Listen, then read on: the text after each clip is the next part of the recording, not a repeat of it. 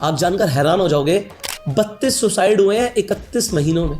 और उसमें से सबसे ज्यादा सुसाइड जो हुए हैं वो कर्नाटका के अंदर बेंगलुरु में ही हुए हैं। तो टोटल 32 सुसाइड्स की हम बात कर रहे हैं। और ये मैं बात नहीं कर रहा, जो हमारे आईटी मिनिस्टर है अश्विनी वैष्णव, उन्होंने लोकसभा में इन्हीं 32 सुसाइड के ऊपर बात करी। एक बार आप सुनिए। ऑनलाइन मनी गेम्स जो कि आज समाज में बड़ा चिंता का विषय बना है। जैसा आपने आरंभ में कहा, कई ऐसे परिवार है, कई ऐसे व्यक्ति हैं जिनको ऑनलाइन मनी गेम्स के कारण एक एडिक्शन हो जाता है। जिंदगी भर की बचत गेम में उड़ा दी जाती है।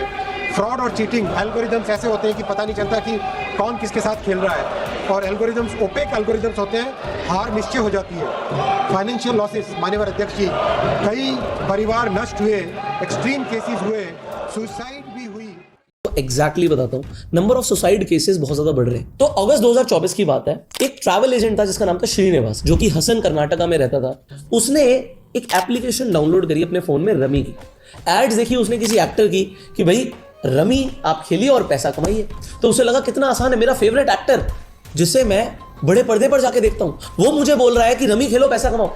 वो पैसा कमाने के लिए उस ऐप पर जाता तो है, बट फंस जाता है। ऐसा ट्रैप होता है कि उसकी सारी सेविंग खत्म हो जाती है, बिजनेस से उसका ध्यान ही उठ जाता है। उसके बाद वो इधर उधर से पैसे मांगने शुरू करता है, कर्जा लेकर भी अपना लॉस रिकवर करने की कोशिश करता है, बट कर नहीं पाता। वो इतने डिप्रेशन में चला जाता है। तो उसकी एक बेटी होती है 11 साल की, 11 साल की बेटी जिसने दुनिया देखी भी नहीं थी। पूरी फैमिली सुसाइड कर लेती है।